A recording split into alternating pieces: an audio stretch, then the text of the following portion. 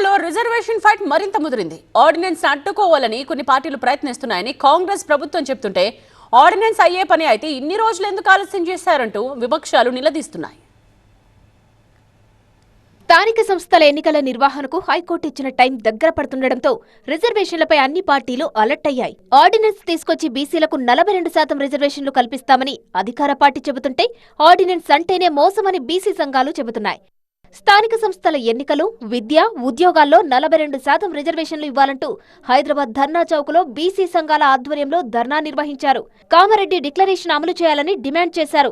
ఈ రోజు ధర్నా చేసిపోవడం కాదు, ఈ ధర్నా ఎప్పటి వరకు కంటిన్యూ అవుతుందంటే 42% ఆర్డినెన్స్ కాదు, చట్టసభలలో 9th షెడ్యూల్లో పొందుపరిచి ఆ చట్టం తీసుకొచ్చి మాకు చూపిస్తేనే మేము నమ్ముతాం. కానీ జీవో ఆర్డినెన్స్ చేయాలనుకుంటే 20 నెలలు ఎందుకు ఏం చేసినావు? మరి బీసీలను మోసం చేయాలని చూస్తే మరో భూకంపం వస్తుందన్నారు మాజీ మంత్రి తలసాని శ్రీనివాస్ యాదవ్.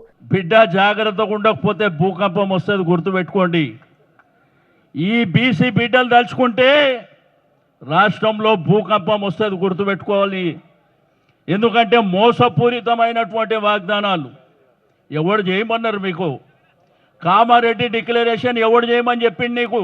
ఇది గోల్మాల్ చేసి ఆర్డినెన్స్ పెట్టి మళ్ళీ ఇప్పుడు కొత్త డ్రామాకు తెరలేపారు. ఆర్డినెన్స్ ద్వారా సాధ్యమవుతుందంటే ఈ దేశంలో అనేకమైనటువంటి రాష్ట్రాల్లో ఎప్పుడో సాధ్యమవుతుండే. రాహుల్ గాంధీ బీసీలకు న్యాయం చేయాలని సూచిస్తే తెలంగాణ కాంగ్రెస్ నేతలు ఓడిపోయే సీట్లను బీసీలకు ఇచ్చారన్నారు శ్రీనివాస్ గౌడ్. ఇలాంటి వాళ్లు బీసీలకు న్యాయం చేస్తారంటే ఎవరూ నమ్మరన్నారు. మంత్రి పదవులు లేవు, చైర్మన్ 50 ఇస్తే పడికి మళ్ళీ పని 5 10 ఏడు పాడేసారు. భార్యలో బీసీ ఉంటే ఆ కోటలు పెట్టి పాడేసారు. ఎమ్మెల్యేలు టికెట్ ఇవ్వాలని రాహుల్ గాంధీ గారు చెప్తే చార్మినార్, యాకత్పుర, డబిల్పుర గవిచ్చారు. మరి రాహుల్ గాంధీ గారు మీరెంతనో మీకు ఎంత అన్నాడు. ఇదా ఈ జీవోలా రాహుల్ గాంధీ గారు చెప్పిరా జీవోలు ఇష్యూ చేసి అయిపోతుంది, చేతులు దులుపుకోమని. బీసీ జాబితా నుంచి ముస్లింలను తొలగిస్తేనే రిజర్వేషన్ బిల్లు క్లియర్ అవుతుందన్నారు కేంద్ర మంత్రి బండి సంజయ్. అసెంబ్లీలో 80% వ్యతిరేకిస్తాం. మేము ఢిల్లీలో నరేంద్ర మోడీ గారిని ఒప్పియాలంటే, పార్లమెంట్ ఆమోదించాలంటే, ఆర్డినెన్స్ తీసుకురావాలంటే, తెలంగాణ రాష్ట్రంలో నిజమైన బీసీలకు న్యాయం జరగాలని చెప్పి కాంగ్రెస్ పార్టీ ప్రభుత్వానికి చిత్తశుద్ధి ఉంటే 10% ముస్లిం తీసేయండి, బీసీలకు 42% ఇవ్వండి, దాన్ని ఆమోదించే బాధ్యత మేము తీసుకుంటాం. బీసీలకు 42% రిజర్వేషన్ కల్పించే ఆర్డినెన్స్ ను కొందరు అడ్డుకోవాలని చూస్తున్నారని ఫైర్ అయ్యారు మంత్రి పొన్నం ప్రభాకర్.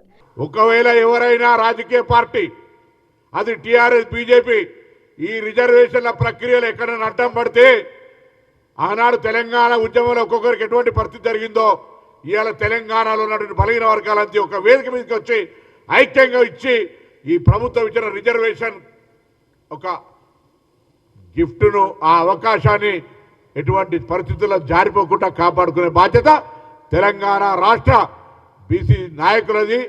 కామారెడ్డి బీసీ డిక్లరేషన్ కు కట్టుబడి ఉన్నామన్నారు మంత్రి సీతక్క. బీసీలకు 42% రిజర్వేషన్లు కల్పించాకే స్థానిక సంస్థల ఎన్నికలకు వెళ్తామన్నారు. మేము 100%, 42% రిజర్వేషన్ బీసీ వర్గాలకు ఇవ్వాలనేటువంటి లక్ష్యంతో చేస్తున్నాం. కాబట్టి ఖచ్చితంగా కేంద్ర ప్రభుత్వం కూడా సహకరించాలని, అదేవిధంగా గవర్నర్ గారు కూడా మేము పంపేటువంటి ఆర్డినెన్స్ను ఆమోదించాలని మేమందరం ఆశిస్తున్నాం. మీరు కూడా ఆశించండి. రాజకీయాలు లేకుండా మేమెంతో మాకంత అనే విధానం అమలైతే అన్ని వర్గాలు మరి రాజకీయ అధికారంలో భాగస్వాములు అయితే అభివృద్ధి, సంక్షేమం కూడా ఆ స్థాయిలోనే వెళ్తుంది. బీసీ రిజర్వేషన్ విషయంలో క్రెడిట్ గేమ్ ఆపాలన్నారు మంత్రి వాకటి శ్రీహరి. లేదా వీళ్ళందరూ కూడా 42% రిజర్వేషన్లో మైలేజ్ కాంగ్రెస్ పార్టీకి వస్తుంది అనే భ్రమలో ఉంటే మైలేజ్ కాంగ్రెస్ పార్టీకి రాదు, బీసీలకు వస్తుంది మైలేజ్. ఆర్డినెన్స్ తో బీసీ రిజర్వేషన్లు అమలు చేసి తీరుతామని కాంగ్రెస్ ప్రభుత్వం చెబుతుంటే ఆర్డినెన్స్ తో రిజర్వేషన్ అయ్యే పని కాదని విపక్షాలు విమర్శిస్తున్నాయి.